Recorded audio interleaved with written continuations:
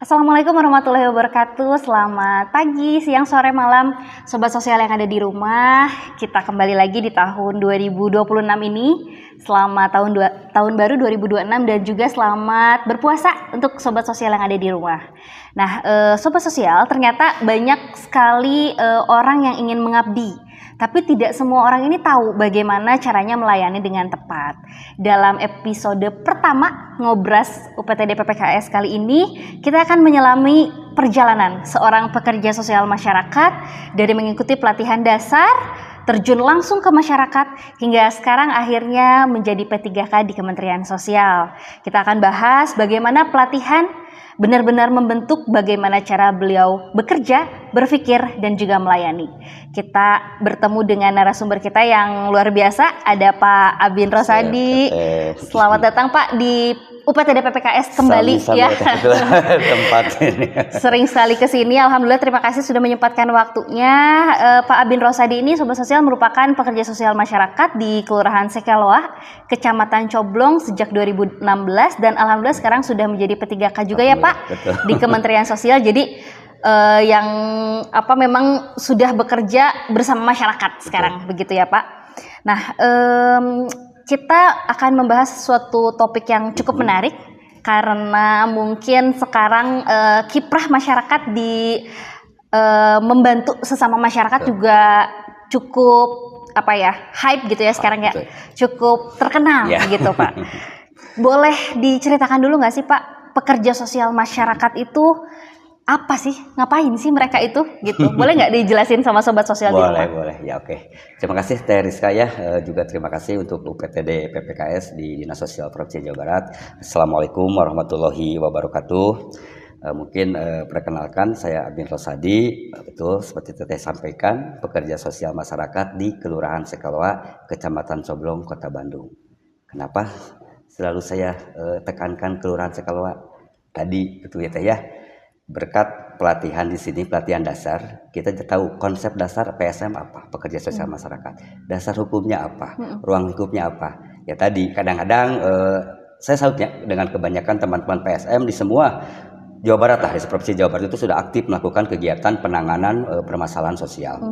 Cuman terkadang dalam istilah PSM itu ada yang menyebut PSM kecamatan, kota, sebetulnya tidak ya. Betul. Kita berkaca saja pada Permensos 10 tahun 2019.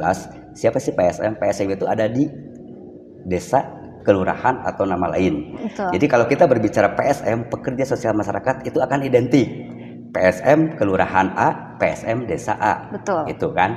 Nah, itu kalau untuk yang di PSM. Kenapa kita tahu dasar ini? Betul, sebelum kita terjun menjadi PSM, ya tadi. Kenapa PSM itu istilah kerennya ya Teh ya, kalau sobat sosial juga mungkin sudah pada paham ya. PSM itu relawan sosial yang terlatih dan terdidik, itu poinnya Teh. Betul. Tidak semua orang bisa dikatakan sebagai pekerja sosial masyarakat. Betul. Tapi relawan sosial, semua sebagai relawan. Bedanya apa? Satu yang membedakan. Amanat Permensos nomor 10 2019 menyebutkan bahwa yang dikatakan PSM yang pertama betul datang dari jiwa, datang dari keinginan pribadi untuk membantu masyarakat. Tapi ada garis poin terakhir yang sudah mengikuti bimbingan teknis dasar PSM. Betul. Itu poinnya Teh. Betul sekali. Itu PSM. Jadi memang kalau sobat sosial mungkin taunya orang-orang yang bagi-bagi sembako kali PSM ya, biasanya gitu ya kalau mungkin yang awam itu mungkin menyampaikan seperti itu. Ternyata tidak ya, karena diamanatkan dari Permensos sendiri memang saya bisa menyebutkan diri saya PSM itu ketika saya sudah mengikuti tadi bimbingan dasar atau pelatihan dasar PSM yang mungkin dilaksanakan sebelumnya di Dinas Sosial Kota Bandung, begitu ya Pak ya. Betul. Nah, untuk aktivitas sendiri atau pelayanan sendiri yang dilakukan oleh pekerja sosial masyarakat nih Pak Abin, yang mungkin di lapangan itu ngapain aja sebetulnya PSM itu? Betul, sebetulnya kan karena status kita dalam artian sebagai mitra dengan pemerintahan baik di tingkat pusat, di tingkat sampai ke tingkat provinsi ke kota, kelurahan, kecamatan. Jadi fungsi teman-teman itu kan di PSM itu ya tadi ada yang langsung dengan sendirinya mereka tergerak untuk ikut menangani permasalahan sosial. Ada juga yang mungkin tadi kenapa kita beda dengan teman relawan yang lain. Karena kalau di PSM, di teman-teman PSM yang sudah mendapatkan pelatihan dasar teh, mereka akan tahu dalam artian step atau SOP-nya seperti apa. Yang pertama yang mungkin kita sesuai dengan amanat di situ disampaikan untuk PSM itu kita punya 4 fungsi sebetulnya. Yang pertama kita sebagai inisiator. Kedua kita sebagai motivator, yang ketiga sebagai dinamisator, dan yang keempat sebagai pembuat laporan. Kita sebagai administrator. Inisiator ya tadi ada case masuk, ada permasalahan masuk. Ya oke, dengan sendirinya teman PSM itu pasti akan langsung mereka terjun. Iya, betul. Yang kalau yang PSM sudah dengan pola dalam artian ini kemana, leading sektornya mana, kita berhadapan dengan siapa. Itu kalau yang sudah mendapatkan pelatihan di PSM. Tapi tidak menyalahkan juga teman-teman yang dari relawan dengan tadi spontanitas membantu, itu sudah merupakan suatu apresiasi ya Teh ya. Betul. Kemudian yang selanjutnya setelah kita berinisiasi, oh iya berarti ini butuh dong. Kita bukan Superman loh Teh. Iya, betul. Nggak bisa dong semua permasalahan kita selesaikan sendiri. Betul. Nah, kita kan di situ kita masuk ke fungsi PSM sebagai dinamisator, menggerakkan lah potensi di desa dengan PSKS yang lain. Ingat deh kan teman-teman, selain pekerja sosial masyarakat PSM, kita juga kan ada 12 PSKS, potensi sumber. Betul. Yang bisa kita kolaborasi, kita bisa sinergi. Kemudian setelah itu kita sebagai fungsi dinamisator, mendinamiskan. Dalam artian tadi sumber-sumber informasi ya tadi PSM itu kan mengikuti lah update kayak Teteh tadi ya sampaikan, kita update. Contoh lah sekarang yang update kenapa banyak nonaktif BPJS PBI. Betul. Sebagai PSM kita cari informasi yang valid. Ini kenapa sampai dinonaktifkan? Yang keduanya solusinya gimana? Betul. Biar reaktivasi kembali. Kita pahami dulu bab itu. Itu yang sekarang mungkin yang saya alami juga Teh di kelurahan saya termasuk di Sekalwa, itu banyak yang mereka kebingungan. Pak tiba-tiba mau kontrol tidak bisa. Tidak aktif. Betul, nah, betul. Itu di situ kita fungsi. Kita arahkan. Bagaimana cara reaktivasi PBI yang sesuai standar dari kementerian. Kebetulan Teteh bilang tadi alhamdulillah kan kebetulan saya di keluarga besar di Kementerian Sosial untuk saat ini, minimal informasi-informasi updating itu saya sampaikan juga ke teman-teman di masyarakat, dan masyarakat terutama yang membutuhkan informasi apapun. Itu mungkin Teh untuk peran kita sebagai PSM di masyarakat ya tadi ya, kita mengidentifikasi, kita coba berkoordinasi dengan berbagai stakeholder, kita cari solusi-solusi yang lain sampai kita tadi bisa bersama-sama untuk menangani permasalahan yang ada. Betul. Mungkin kayak gitu Teh. Memang Pak, pekerja sosial masyarakat itu kan identiknya paling dekat dengan masyarakat ya. Paling dekat dengan masyarakat dan juga kepanjangan tangan dari pemerintah, baik itu pemerintah di kota atau di provinsi, bagaimana masalah atau keluhan-keluhan dari masyarakat itu bisa dibantu juga oleh PSM. Nah, tadi ada yang menarik dari apa yang disampaikan oleh Pak Abin, bahwa pekerja sosial masyarakat itu bisa disebut PSM ketika dia sudah mengikuti bimbingan atau pelatihan. Dan Sobat Sosial mungkin sebagai informasi, pelatihan bagi pekerja sosial masyarakat khususnya itu ada 3 level, betul ya? Yang pertama ada dasar yang tadi Pak Abin sampaikan terkait dengan pelatihan dasar di kota atau kabupaten, Dinsos Kota Kabupaten. Kemudian lanjutan mungkin ya, lanjutan itu dilaksanakannya di Dinas Sosial Provinsi, Sobat Sosial. Dan yang terakhir ada pelatihan khusus, itu biasanya diselenggarakannya oleh Kementerian Sosial. Nah, boleh nggak sih diceritakan nih Pak Abin, Pak Abin sendiri sudah pernah mengikuti pelatihan apa saja, dan kira-kira nih sebetulnya untuk seorang PSM itu kompetensi pelatihan apa yang paling diperlukan? Siap. Betul Teh. Kenapa di PSM kan ada tadi saya sampaikan ya 3. Bimbingan teknis dasar PSM. Yang kedua bimbingan teknis lanjutan PSM. Yang ketiga bimbingan teknis khusus PSM. Sesuai level. Dalam artian penyelenggara kan bisa dari Dinas Sosial Kota Kabupaten ya untuk yang dasar. Kenapa? Karena kan tadi yang saya sampaikan tadi, yang dasar itu tadi konsep awal. Gimana dong gimana sih kita mau jadi PSM itu, caranya gimana? Rekrutmennya gimana? Terus apa sih yang perlu kita siapkan untuk menjadi seorang PSM? Yang kedua, dasar hukumnya apa? Fungsi tugas PSM itu apa? Itu saya dapatkan di bimbingan teknis dasar. Kenapa saya bisa sampaikan kalau yang belum BIMTEK lah kasarnya teh ya di masyarakat, kalau yang belum BIMTEK itu belum dikatakan PSM sebetulnya. Makanya saya juga mengajak nih sobat sosial, terutama yang ada di seluruh provinsi Jawa Barat, bagi yang belum mengikuti minimal bimbingan teknis dasar, yuk kita sama-sama manfaatkan kalau ada kegiatan bimbingan teknik dasar diikuti karena prasyarat wajib. Kenapa prasyarat wajib? Permensos 10 2019 mengatakan demikian. Itu di situ kita akan memahami konsep dasar PSM, termasuk tadi bab atribut kan disebutkan tadi situ di di Permensos itu ada rompi untuk kegiatan lapangan kita, ada semacam jas untuk kegiatan yang sifatnya indoor. Itu yang pertama konsep dasar. Kedua, kenapa dilanjutkan dengan ada yang namanya BIMTEK atau bimbingan teknis lanjutan untuk PSM. Alhamdulillah saya mengikuti di UPTD di sini teh ya, kemarin itu di UPTD PPKS Provinsi Jawa Barat, itu banyak hal yang mungkin lebih ke teknis kalau di lanjutan. Kalau dasar oke lah teorinya teh ya, PSM bla bla bla bla kayak gini, sinergisnya seperti apa. Poin yang kedua, kenapa harus dilanjutkan dengan BIMTEK lanjutan? Di situ poinnya teh. Karena pengalaman saya dalam BIMTEK lanjutan kita mempelajari yang namanya case management. Ya, betul. Manajemen kasus. Tadi yang asalnya kita gedebuknya, ada kasus nih teh ya, kita kan spontan nih. Ambil ini, tiba-tiba ininya lupa belum kita cek apakah ada BPJS-nya enggak, itu ada keluarganya enggak, bla bla. Karena tadi setelah kita dengan case manajemen kasus, kita coba runut permasalahan apa nih yang muncul. Kita pendekatan awal, siapkan dengan kliennya atau keluarganya, gali informasi. Setelah itu coba kita rencanakan intervensi seperti apa. Kita stakeholder yang dilibatkannya siapa. Kita lakukan intervensi, kita lakukan case management dalam artian case conference, semua. Jadi di situ kan semua stakeholder yang kita butuhkan itu hadir. Siapa berbuat apa? Betul. Pada akhirnya nantinya. Dinsos nanti perannya apa?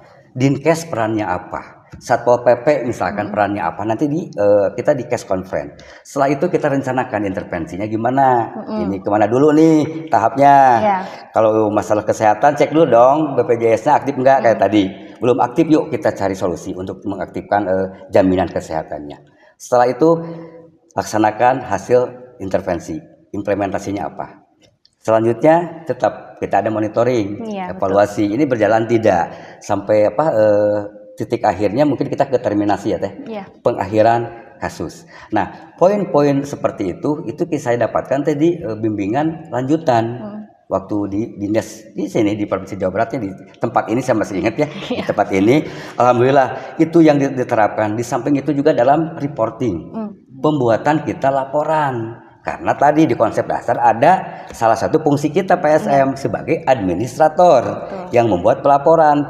Kebiasaan teman-teman termasuk saya dulu teh, karena kita tangani terus kasus lupa tercatat. Iya, betul. Padahal kan yang kita lakukan itu sebetulnya banyak gitu ya. Betul. Kenapa kita sekarang kan mulai dirapihkan dalam artian tangani kasus, kita catat, ini belum close ya. Masih ada TL nih, tindak lanjut. Itu kan kita tercatat. Betul. Kasus B alhamdulillah case close, terminasi. Itu fungsinya dari pencatatan. Dan tadi yang terakhir untuk fungsi pencatatan juga sebagai media kita koordinasi dengan kewilayahan teh. Betul. Karena kita mitra dengan pemerintah, tolonglah dengan kita pemerintah desa ataupun pemerintah kelurahan, ya tadi kita koordinasi dengan bukti fisik kan, eviden lah. Betul. Kalau sekarang kan musimnya eviden teh. Kenapa kan tiba-tiba kita cepret foto? Bukan apa-apa sih, karena satu ya tadi ya, karena diwajibkan seperti itu ya eviden. Mau tidak mau, suka tidak suka. Sekarang kita harus banyak fotoan loh teh. Benar itu kan. Bukan cuma foto selfie ya sekarang. Saya yakin teman-temannya, apalagi saya lihat teman-teman sobat sosial di IPSM, saya lihat di WA grupnya IPSM nih se-Jawa Barat. Itu kan ada yang sambil bawa ambulan. Saya keren lah teman-teman untuk sobat sosial. Mudah-mudahan tetap termotivasi untuk kita membantu sesama dan apa yang kita bisa lakukan, insya Allah itu akan menjadi kebaikan untuk semua. Itu teh. Ya, kalau tidak salah ini kan Pak Abin ikut kegiatan pelatihan lanjutannya itu di tahun 2025 kemarin ya Pak, angkatan 1 di tahun 2025 bersama 19 orang lainnya 19 orang lainnya. Dan sobat sosial nih pengen tahu juga nih Pak, sebetulnya output dari pelatihan itu bagaimana terhadap diri Bapak sendiri sebagai PSM dan bagaimana pelatihan tersebut meningkatkan kepercayaan diri Bapak dalam menangani kasus di lapangan gitu. confident ya. Betul. Bicara confident dong. Kalau udah punya ilmunya kan biasanya lebih percaya diri ya, Pak. Betul. Betul teh. Saya kebetulan mengikuti BIMTEK lanjutan ini kemarin teh ya 2025. Kebetulannya angkatan pertama ya. Pertama, betul. Salam juga nih buat teman-teman yang bareng nih, PSM dari Kota Cimahi, PSM dari Kota Kabupaten Bandung Barat. Kita kan 3 ini ya, Kabupaten Bandung, KBB sama Kota Cimahi waktu itu. Dan PBL kita, terima kasih untuk teman-teman di PSM Kabupaten Bandung. Kita PBL-nya ke Kabupaten Bandung waktu itu. Nah, berkaitan dengan seperti yang Teteh sampaikan tadi, betul. Setelah kita mengikuti pelatihan itu secara otomatis meningkatkan kapasitas, terutama tadi teh dalam sisi kepercayaan diri ya teh ya. Mungkin yang sekarang lagi trending lah peningkatan kepercayaan itu kita di public ya, public speaknya, public speaking. Tidak semua gitunya, belum semua teman-teman itu kan dalam artian bisa untuk tadi menyampaikan secara lugas gitu ya. Terus keduanya kenapa kita pede lah ya menyampaikan apapun ya tadi ilmunya apa, dari hasil pelatihan ini kita akan termotivasi teh. Cari informasi yang jelas, apalagi kan sekarang medsos sudah semakin gencar, informasi sudah tidak terbendung, terkadang kita banyak termakan juga ya berita-berita hoax kayak gitu. Makanya kan kalau berita kayak inilah reaktivasi BPJS menurut ini, kita cari sumbernya dong yang jelas. Oh ini versi kementerian seperti apa, dari Pusdatin seperti apa nih informasi itu yang jadi pegangan. Yang kedua dalam hal bansos. Yang sekarang untuk yang tren lagi di masyarakat, di samping reaktivasi PBI ya teh, yang terjadi mungkin teman-teman juga sekarang sedang mengalami dalam penyesuaian desil. Desil betul. Nah, itu kan dulu betul hard juga kan. Dulu kan DTKS ya, data terpadu kesejahteraan sosial kan beralih sekarang menjadi DTSEN. Data terpadu sosial ekonomi nasional kan. Tiba-tiba yang biasanya ini kan melonjak nih desil. Dari desil 1 menjadi desil 6 atau. Sedangkan kan untuk kriteria penerima bantuan itu kan 1 sampai 4 ya kalau bansos. Kalau BPNT PKH. Kalau 1 sampai 5 itu PBI lah ya. Nah, itu kan banyak sekarang yang trending. Kita cari informasi yang betul seperti apa nih. Cara masyarakat untuk tadi menurunkan desil seperti apa. Kita penyesuaian desil seperti apa. Banyak kan informasi yang bisa kita serap. Cuman titip satu, sumbernya harus yang betul-betul relevan. Dan bisa dipertanggungjawabkan untuk masyarakat mengakses informasi tersebut. Jadi dari sisi kepribadian, dari sisi terutama tadi teh kepercayaan diri tanya. Kadang-kadang betul kalau dulu kita berhadapan kasus misalkan kalau bahasa Jerman namanya rudatnya di rumah sakit rudat di rumah sakit kan kita sok langsung berhadapan dengan suster, berhadapan dengan bahasa ini kenapa tidak dilayani, ini kenapa bla gitu kan, tanpa kita telusuri ini sebetulnya apa sih, karena ternyata prosedur rumah sakit, mekanisme BPJS itu kan terpisah. Kita inginnya kan sesuai sama.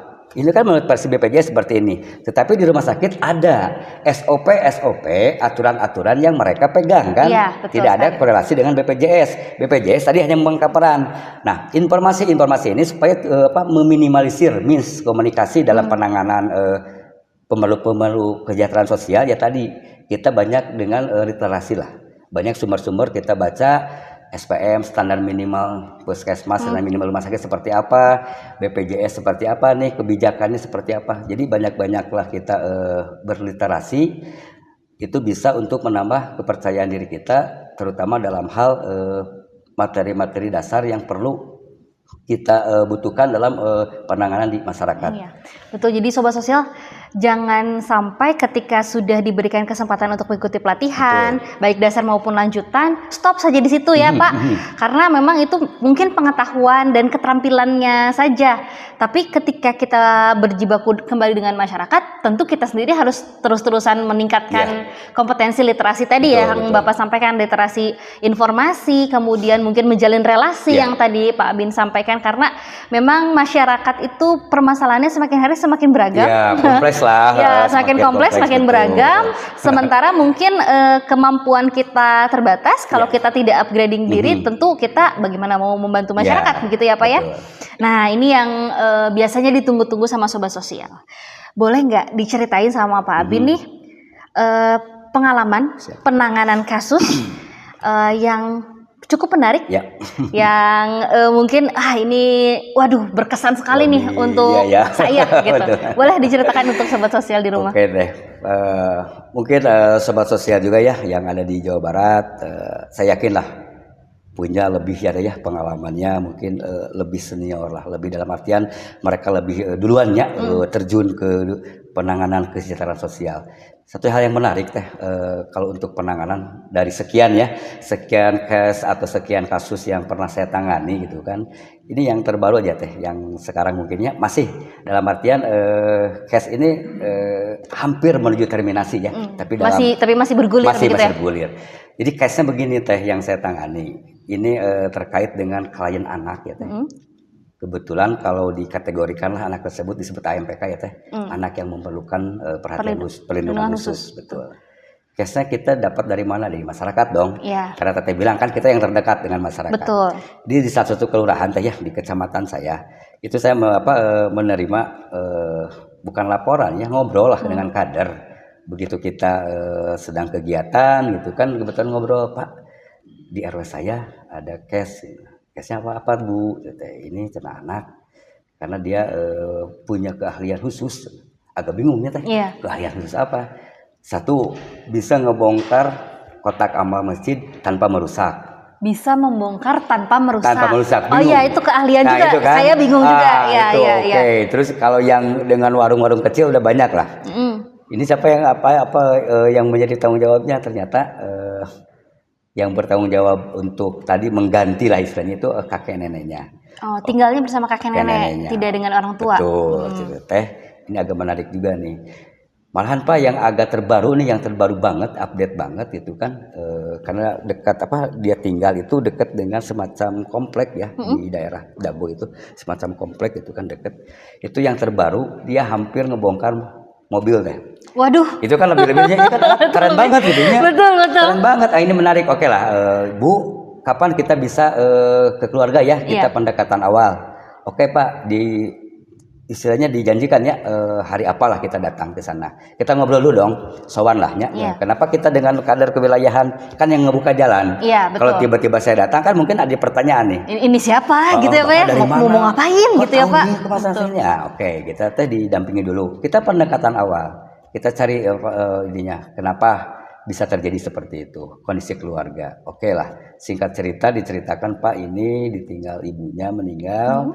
Bapaknya tadinya hilang di telan alam mungkin ya, entah kemana. Betul, anaknya ada 3, semua menjadi urusan kakek neneknya. Oke, Bu, yang kedua di mana anaknya? Yang kedua mereka alhamdulillah masih bisa ikut pesantren. Oh iya. Pesantren di tapal batas lah ya di kota Kabupaten Bandung. Nah, yang anak yang ini, yang gede ini itu pesantren enggak. Sekolah pun sampai ada istilah dulu teh di DO tidak bisa melanjutkan sekolahnya gitu ya? Drop out lah ya betul. Oke, kita kumpulkan informasi. Oke, wah ini mungkin ada hal-hal yang perlu kita rundingkan bersama. Oke lah, dari pendekatan awal kita coba melakukan asesmen. Dalam artian kita melibatkan juga tadi yang saya perhatikan takutnya ada dengan masalah kesehatan. Oke, puskesmas dong, nakes kita ini kan. Oke, biar lebih enak kita ambil dengan pengurus kewilayahan, RT RW jelas. Bukesos atau Bu Lurah kita panggilkan, dari kecamatan pun segelewak itu dulu. Kita asesmen dulu semua. Ternyata dari hasil rujukannya puskesmas itu didapatkan ada semacam suspek. Oke. Dok, ini gimana nih untuk penanganannya? Pak, kalau bab ini kita harus ke psikolog, psikiater. Oke, karena mungkin di semua tempatnya untuk urusan anak kita lebih kita sekarang lebih intensnya di semua provinsi. Ya oke, kita kan ada dinas terkait juga kan dengan masalah ini. Kita kita berhubungan dengan DP3A. Betul, yang dinas pemberdayaan dan perlindungan anak. Betul. Kemudian kita kerjasama juga dengan komisi perlindungan anak KPAD. Ada kan komisi. Oke, kita sinkronkan. Oh, ini harus ikut di Puspaga, di Pusat Pembelajaran Keluarga punyanya DP3A untuk diberikan konsel. Oke, disiapkan kan psikolog dan sebagainya kan. Yang namanya untuk PPKS kan kita tidak berunut dalam acara artian biaya kan. Betul. Semua disediakan. Oke, singkat cerita lah dilakukanlah beberapa kali pertemuan, konseling dan sebagainya.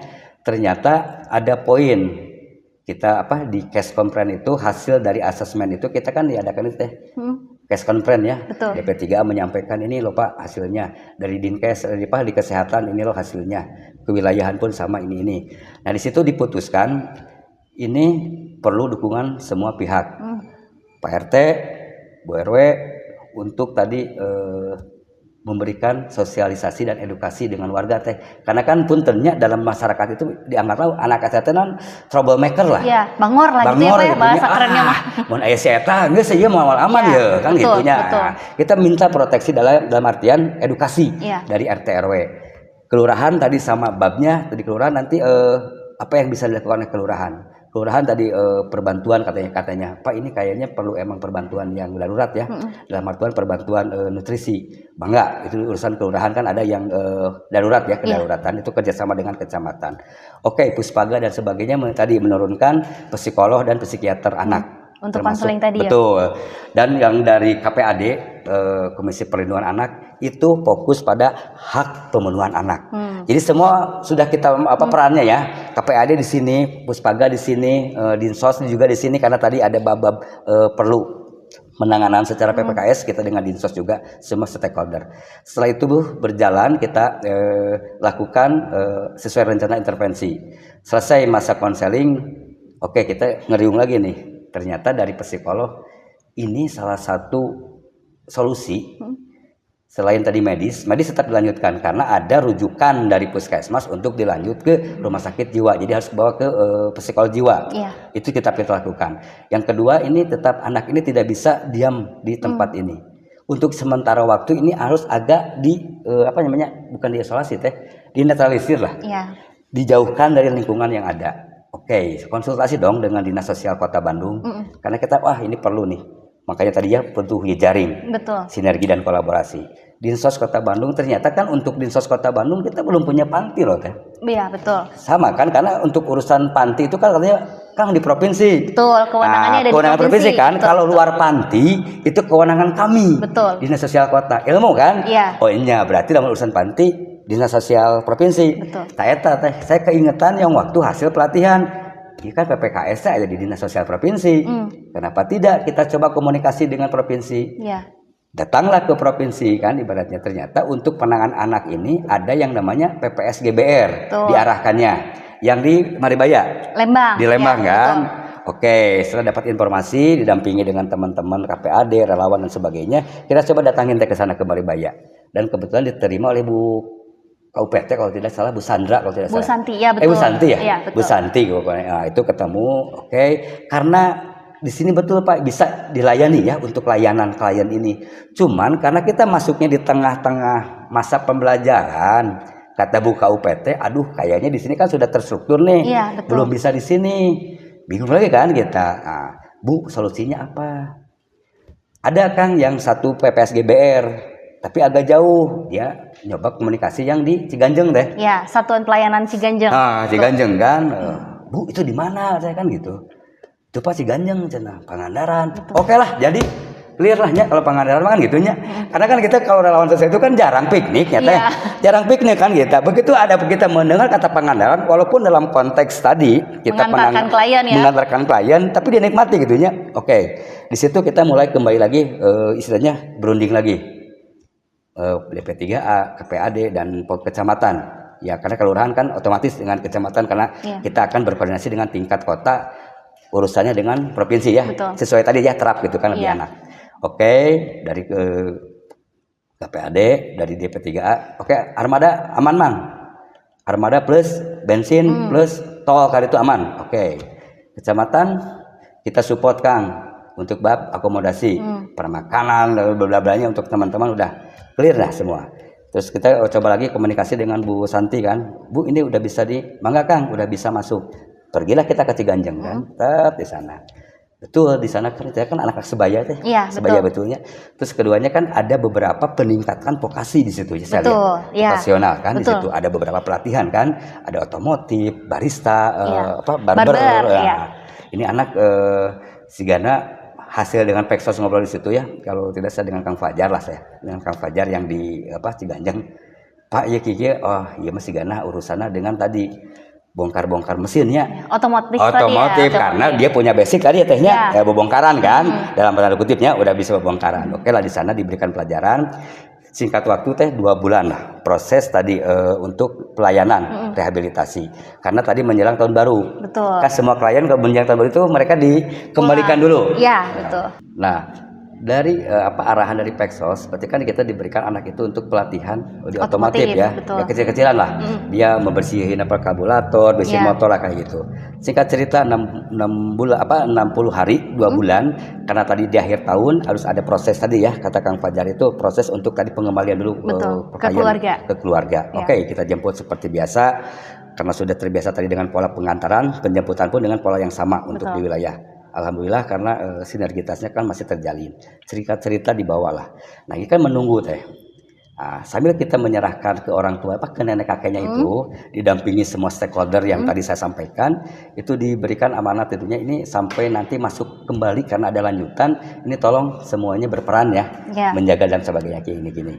Oke, namanya anaknya dalam usia itu kan labilnya. Iya betul. Pertama-tama dia mengikuti apa yang menjadi pelajaran di sana. Bangun tepat waktu, sholat, bersosialisasi dengan masyarakat pun bisa lah ya dalam artian walaupun dalam konteks terbatas.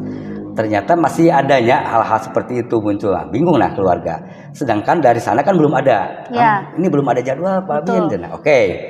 Antisipasinya ternyata orang tua mereka karena sayangnya daripada mungkin nanti dengan masyarakat urusannya atau apa, ada ide lah, dititipkanlah dulu di pesantren yang adiknya. Oh iya, yang tadi di Kabupaten Bandung itu. Betul, karena kan pulang dulu nih si adiknya, dia mau ikutlah di sana. Mudah-mudahan kita semua bersepakat, mudah-mudahan dengan tadi adanya secara religi itu bisa merubah dalam artian secara psikolog. Iya. Oke, kita berharap seperti itu semua sama. Oke, di sana ternyata di sana pun tehnya biasanya ada murang kali, jadi mengganggu yang adik-adiknya. Ustadznya agak kerepotan. Pak, kalau untuk jangka waktu lama kita agak bingung juga. Karena kalau untuk sementara bukalah saya komunikasikan karena lihat situasi seperti ini. Saya komunikasi lagi dengan Ciganjeng kan. Kang beberapa, oh Pak ternyata untuk kelanjutannya kita tidak di Ciganjeng lagi. Klien tersebut. Jadi lebih mendekati Pak yang di Gria Harapan Difabel. Ya. GHD ya kalau tidak salah di sini. Ya, di Cimahi juga sebelah kantor sini Pak. Oh gitu. Ya. Nanti saya bisa mampir juga sekalian ya. Betul, bisa. Nah, komunikasi lah karena sudah diarihkan. Ini Pak Peksosnya ada di GHD. Kita buka komunikasi dengan GHD. Kang ini bisa di ini nggak? Pak ini ada karena kita baca laporan sosial. Pak ini ada rujukan yang mungkin ini sudah dilaksanakan belum? Psikolog lanjutan. Iya. Kalau dulu kan PS Puspaga psikolog untuk tadi menentukan itu aja. Oh kita kan dulu tuh belum sempat karena kan tadi kata Bu Santi ini cepat-cepat diberangkatkan. Kita belum ke step itu teh. Pokoknya kita berangkat aja dulu evakuasi. Nah kita karena di sini persyaratan dari ibu KUPT-nya seperti itu mungkin kita ikuti. Rujukan karena udah lama kan, karena 3 bulan kan batas rujukan. Lah kita koordinasikan dengan Nakes tadi Paskes. Kita minta rujukan dari Paskes 1. Ada dirujuk ke Paskes 2. Dari Paskes 2. Nah, ternyata dari Paskes 2 itu ada lagi. Ternyata harus dilanjut untuk ke Paskes 3, RSJ Cisarua. Saya telepon Peksos, GHD, Kang ini masuk aja atau kita lanjutin gitu kan? Wah, kayaknya Pak harus dilanjutin dulu. Lah. Tadinya kan kemarin itu harusnya ternyata harus begitu daftar online baru dapat jadwal hari ini.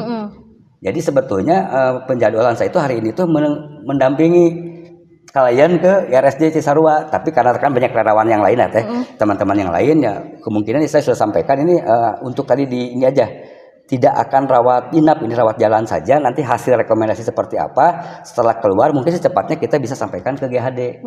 Nah, jadi intinya setelah tadi kita dibekali pengalaman, kenapa di sini pentingnya lembaga yang melaksanakan kegiatan pelatihan kenapa pentingnya baik Dinsos ataupun Kementerian Sosial itu sangat menitik beratkan Ternyata dengan teman-teman pilar sosial yang diberikan pendidikan dan pelatihan teh, itu ternyata dalam penanganan kasus bisa lebih tadi teratur lah, terarah, dalam artian oh kita kemana dulu, siapa stakeholdernya, dengan siapa ini bab ini dari mana armadanya, ini dari mana apa untuk hal-hal yang lainnya. Ya tadi kita akan saling melingin gitu. Termasuk tadi karena kan ada program juga di kementerian, kita dorong juga teh. Ada program untuk anak kan, anak yatim atau apa, anak yatim piatu kan ada program atensi yapi kalau di kementerian. Betul. Ini kan sinergi selaras juga. Kita secara rehabilitasi dengan Dinas Sosial Provinsi, kita koordinasi untuk bab nanti perbantuan selanjut ke depannya itu kita akan coba dengan Kementerian Sosial. Jadi tadilah fungsinya link kita banyak, fungsinya tadi kita ada bisa menempatkan segala sesuatu dengan berpola. Saya yakin bisalah penanganan kasus apapun itu bisa diselesaikan atau minimal diminimalisir lah angka ketidakselesaiannya gitu teh. Tidak selesainya kasus ya. Tidak selesai kasus itu. Ini sangat menarik ya Pak Bin kasusnya karena ini melibatkannya bukan hanya dari satu area. Betul. Mulai dari bawah ya RT RW kelurahan, kota, kabupaten, sampai harus ke sini lagi ya, kembali lagi ke Dinas Sosial Provinsi dan dilanjutkan lagi nanti dengan program-program lain yang ada di Kementerian Sosial. Kami juga berharap mudah-mudahan segera selesai. Amin, mudah-mudahan. Ya, dan terima kasih juga sudah bersinergi dengan Dinas Sosial Kota Bandung, dengan Dinas Sosial Provinsi Jawa Barat. Bagaimanapun kan memang sinergi yang terjalin antara kita itu bisa membantu masyarakat apapun solusi yang diberikan ya gitu ya Pak Bin ya. Nah mungkin yang terakhir nih Pak. Siap. Ini yang barangkali ada yang ingin disampaikan dari Pak Abin kepada masyarakat, kepada stakeholder, kepada teman-teman sesama pekerja sosial masyarakat nih yang ada di Jawa Barat karena lumayan banyak ternyata kemarin kita coba analisis kebutuhannya banyak sekali pekerja sosial masyarakat yang ternyata belum pernah ikut pelatihan Pak. Nah iya benar. Nah boleh disampaikan nih ke sobat sosial harapannya atau mungkin hal lain yang ingin disampaikan. Betul. Terima kasih ya Teh. Ya mungkin di kesempatan yang sangat baik, di kesempatan yang sangat berbahagia ini Tehnya, apalagi kita dalam bulan suci Ramadan. Saya tetap ya mengajak ke teman-teman sobat sosial, baik itu dari PSM, teman TKSK ataupun yang lain lah pilar sosial tadi, tetap dalam melakukan peran kita ikut melaksanakan penanganan kesejahteraan sosial. Satu kuncinya biar penanganan kita lebih terarah, lebih tersolusikan dengan baik. Tadi coba teman-teman mempelajari dalam artian bab-bab tadi penanganan kasus, manajemen kasus ataupun seperti yang saya bilang. Yang kemudian yang keduanya tadi manfaatkan setiap momen, setiap informasi terkait adanya pelatihan, baik bimbingan teknik dasar yang belum, yuk teman-teman se-Jawa Barat terutama PSM yang belum mengikuti pendidikan dasar, yuk ada momen, ada kesempatan teman-teman bisa ikut. Karena saya yakin untuk saat ini tidak hanya yang bersifat offline, kegiatan itu online pun banyak. Betul. Baik dari tingkatan kelembagaan dari IPSM itu ada banyak, IPSM nasional, IPSM mungkin Provinsi Jawa Barat atau yang lainnya bisa mengikuti kegiatan ini.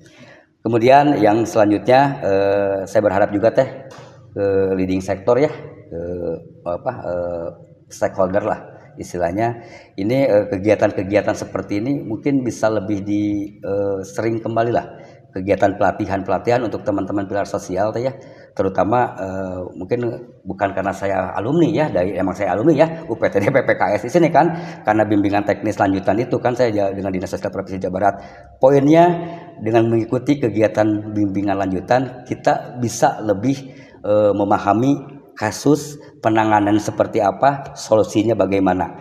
Yang kedua yang saya rasakan sekarang dengan mengikuti pelatihan ini, tidak susah Teh membuat jaringan relasi. Seperti case yang tadi saya sampaikan ya, yang saya katakan ini masih belum terminasi, belum pengakhiran kasus. Kenapa? Karena begitu nanti serah terima dengan GHD di sini, Gria Harapan Difabel, saya kira itu bisa dikatakan pengakhiran kasus. Nanti tinggal kita monitoring selanjutnya. Itu. Jadi mudah-mudahan pemerintah terutama dalam hal ini Dinas Sosial baik di kota kabupaten, Dinas Sosial Provinsi Jawa Barat bisalah mensupport kami lah teman-teman PSM untuk bisa lebih mengabdikan diri di masyarakat. Terutama satu peningkatan kapasitas, yang keduanya mungkin ada hal-hal lain lah. ada reward lah teh. Kita tidak berbicara minta yang lain-lain ya. Kalau teman-teman sosial mereka sudah pure murni, tapi minimal ada reward, ada kadede lah dari pemerintah, ada keingetan lah dari pemerintah baik provinsi maupun kota kabupaten kepada teman-teman PSM, kepada sobat sosial lainnya. Mudah-mudahan melalui media ini teh ya bisa terdengar oleh semua stakeholder dan bisa meningkatkan lagi kepercayaan diri dari teman-teman PSM dan meningkatkan motivasi untuk tetap berbuat yang terbaik untuk masyarakat di wilayahnya masing-masing. Mungkin keren itu, banget. Terima kasih banyak Pak Bin sekali Sama-sama, lagi Teh. sudah berkunjung lagi ke Alhamdulillah, kantor kami di UPTD PPKS. Mudah-mudahan apa yang pernah kami sampaikan melalui pelatihan atau kegiatan-kegiatan lain itu bisa bermanfaat untuk Pak Abin dan juga untuk teman-teman pekerja sosial masyarakat yang ada di wilayah. Dan juga kami sangat mengapresiasi berbagai kerja keras dan juga sinergi yang dilakukan oleh teman-teman pekerja sosial masyarakat ya Pak, dimanapun berada, yang selalu siaga membantu masyarakat dan juga bersinergi dengan pemerintah. Nah mungkin terakhir Sobat Sosial di rumah, ini adalah episode pertama dari Ngobras dan kemudian kita akan kembali lagi, bertemu lagi di bulan berikutnya. Dan kami sampaikan juga bahwa Ngobras UPTD PPKS mulai dari episode pertama ini akan tayang di YouTube channel Dinas Sosial Provinsi Jawa Barat. Jadi jangan lupa Sobat Sosial yang belum follow YouTube-nya Dinas Sosial Provinsi Jawa Barat, kemudian Instagram-nya UPTD PPKS dan juga Instagram-nya Dinas Sosial, jangan lupa di follow ya, supaya kita bisa terus berbagi semangat ya Pak, betul. Dan juga berbagi sinergitas untuk membangun masyarakat yang lebih baik. Terima kasih, saya Rizka dan juga Pak Abin pamit. Sampai jumpa lagi di Ngobras episode selanjutnya. Sampai jumpa.